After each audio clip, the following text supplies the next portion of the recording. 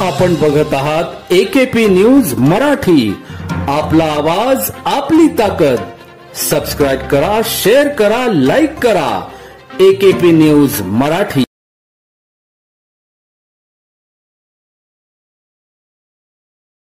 नाशिकच्या बजरंगवाडी परिसरात तरुणाला चाकूचा धाक दाखवून जीवे ठार मारण्याची धमकी देणाऱ्या सराईत गुन्हेगाराला अटक करण्यात मुंबई नाका पोलिसांना यश आले आहे।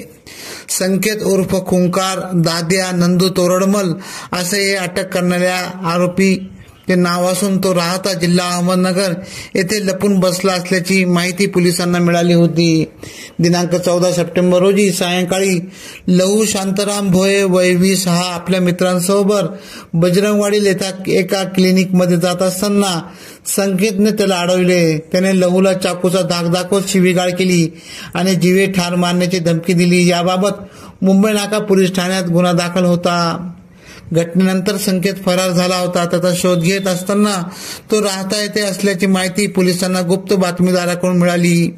वरिष्ठ पोलीस निरीक्षक संतोष नरुटे यांच्या मार्गदर्शनाखाली पोलीस उपनिरीक्षक सुधीर पाटील, पोलीस हवालदार राजू टेमगर, सागर जाधव, राजेंद्र नाकोडे, पोलीस अंमलदार बागलाने आणि रात्र पारीवळील पोलीस कर्मचाऱ्यांचे पथक तातडीने राहता येथे दाखल झाले। संकेतला पकडण्यासाठी पोलिसांनी तांत्रिक विश्लेषणाचा वापर केला।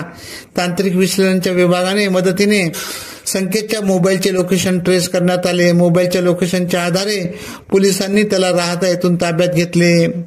पोलीस आयुक्त संदीप कर्णिक, पोलीस उपायुक्त किरण कुमार चव्हाण, सहाय्यक पोलीस आयुक्त नितीन जाधव यांच्या मार्गदर्शनाखाली ही सदरची कारवाई पार पाडली।